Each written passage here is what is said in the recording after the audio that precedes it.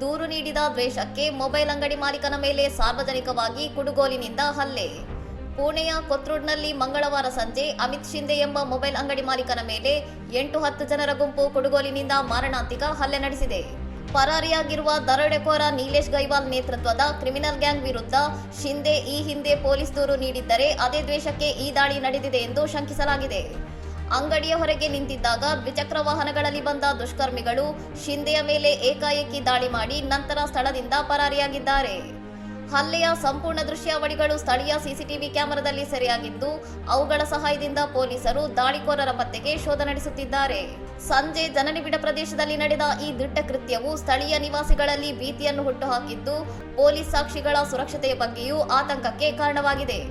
ನೀಲೇಶ್ ಗೈವಾಲ್ ತಲೆಮರೆಸಿಕೊಂಡಿದ್ದರೂ ಆತನ ಸಹಚರರು ಸಕ್ರಿಯವಾಗಿರುವ ಸಾಧ್ಯತೆ ಇದ್ದು, ಈ ಪ್ರಕರಣವನ್ನು ಗಂಭೀರವಾಗಿ ಪರಿಗಣಿಸಿರುವ ಕೊತ್ರುಡ್ ಪೊಲೀಸರು ತನಿಖೆಯನ್ನು ತೀವ್ರಗೊಳಿಸಿದ್ದಾರೆ. ಇನ್ನಷ್ಟು ಸುದ್ದಿಗಳಿಗಾಗಿ ನೋಡ್ತಾ ಇರಿ ಸೌರಂ ಟಿವಿ.